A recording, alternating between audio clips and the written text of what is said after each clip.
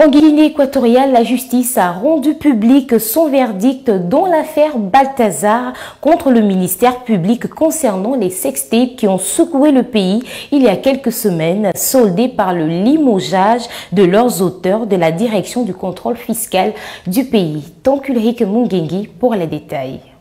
Verdict inattendu de la Cour suprême de Guinée équatoriale.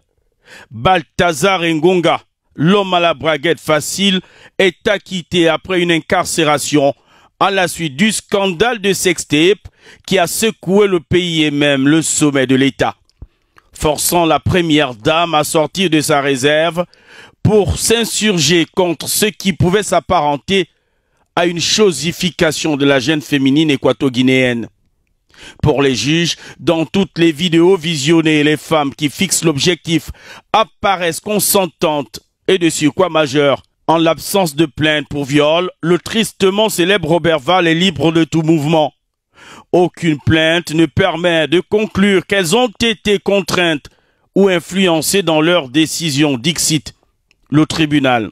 Décision de justice également motivée par la bonne santé de l'homme à la libido excessive, avérée par des examens médicaux, et du fait qu'il serait lui-même victime de la publication de ces vidéos par des tierces.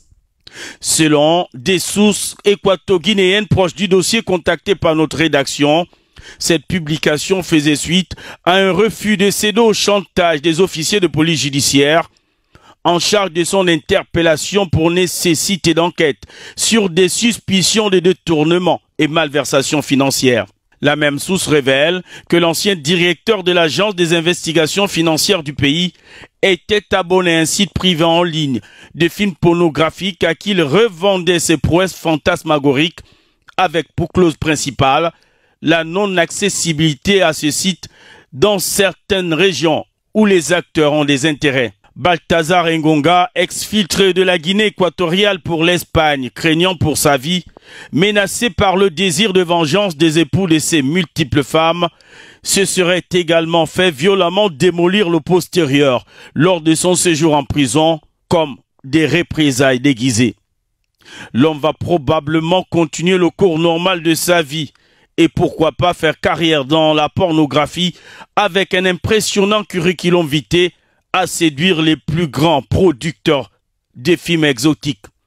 Mais cependant, laisse derrière lui un scandale qui n'est pas près de disparaître de la mémoire collective.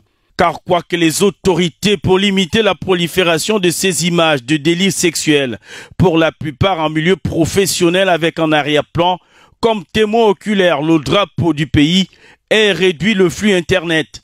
Cette mesure n'a pas permis d'enrayer la polémique.